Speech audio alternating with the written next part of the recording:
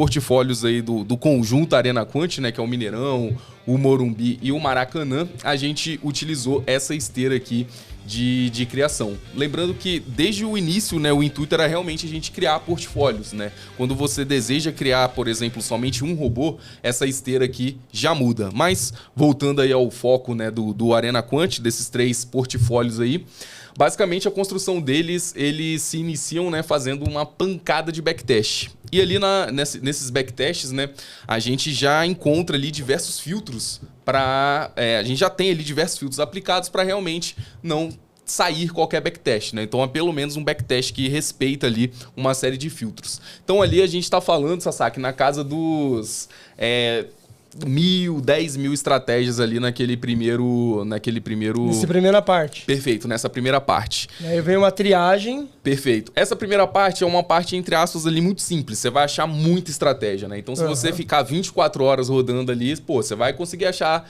1.000, 5.000, 10.000 estratégias, porque essas estratégias realmente não tem um grande filtro ali que façam com que elas passem. Mas aí entra esse carinha do meio aí, que na minha visão é o principal, é onde a principal galera falha, né? Muita gente não realiza essas etapas aí nos robôs, que são os testes de robustez.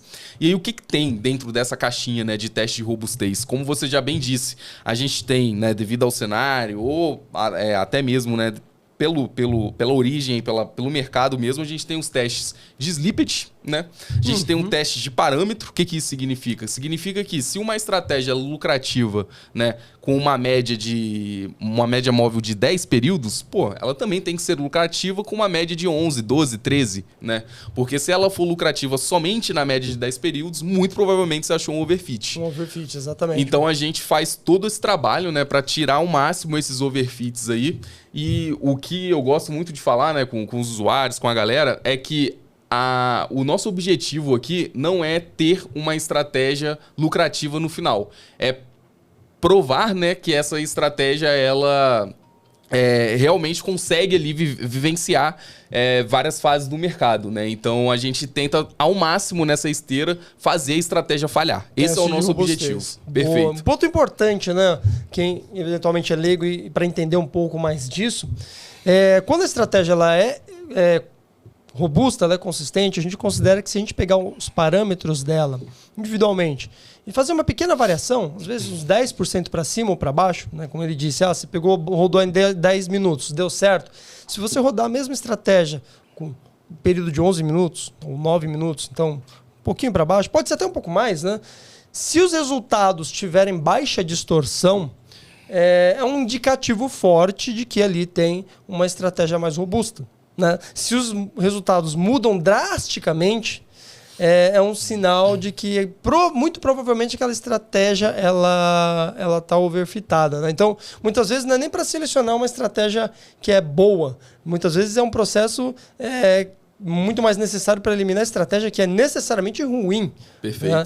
Então, esse teste de robustez ele serve basicamente isso, para gerar pequenas variações nos parâmetros de uma determinada estratégia e a partir dessa observação, se não houver mudanças bruscas nos resultados, você pode partir dali que a estratégia ela apresenta pelo menos algum grau de robustez. E aí, só para o pessoal de casa, né, ter noção do tamanho desse filtro, galera, quando a gente está ali na primeira etapa de backtest, se a gente colocar ali cerca de 10.000 estratégias, quando passa por todos os testes de robustez, que aí são cerca de 6, 7, 8 testes de robustez, geralmente passa uma ou duas estratégias. Então eu cansei, Sasaki, de deixar máquina rodando, né, 3, 4 dias, aí quando a gente vai ver ali no final, passou uma ou duas estratégias.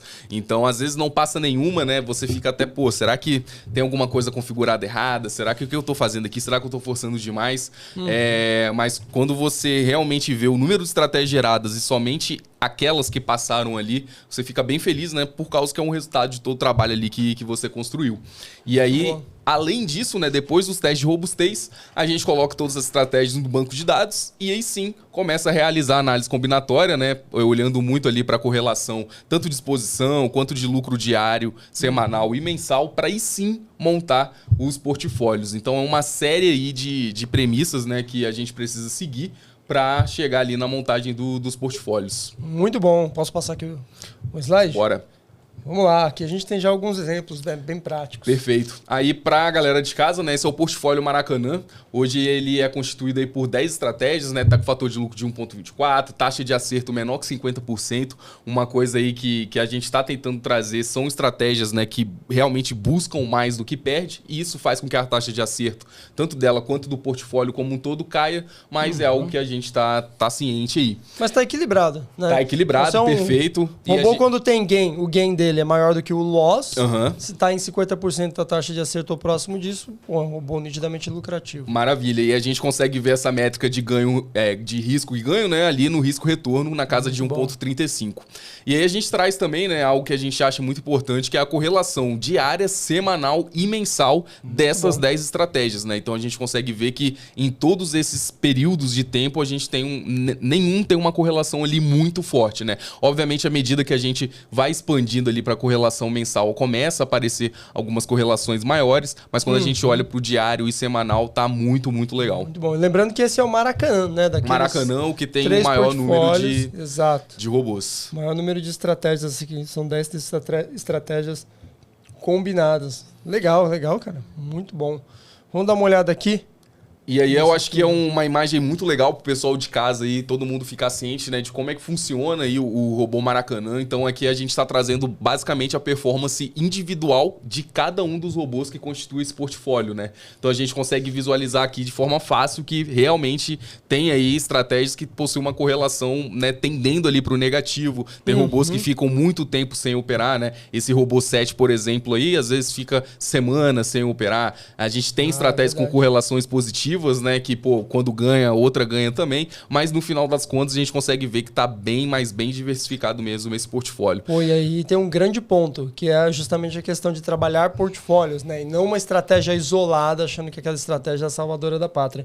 A gente nota, por exemplo, que a gente tem umas estratégias, por exemplo, a 7 que você comentou, ela não opera tanto, ela passou um tempo aqui lateralizada, recentemente ela inclinou para cima, somando. E aí você tem na outra ponta, essa linha azul aqui, que é a estratégia, acho que é a 6, que ela teve uma ascendência muito boa, mas justamente quando a 7 começou a subir, ela meio que lateralizou, no finalzinho ali ela subiu um pouco mais. Então, quando você põe as duas para trabalhar juntas, pô, acho que a curva resultante ela é muito boa, porque é igual um time de futebol, né? Exato. Cada um está cumprindo ali o seu papel, então tem ali um robô que eventualmente ele não vai trabalhar muito bem num cenário de tendência, mas no mercado mais travado, mais lateralizado, ele vai fazer o papel dele. E eu acho que é justamente para isso que serve uma construção de um portfólio, ao invés de trabalhar uma estratégia de maneira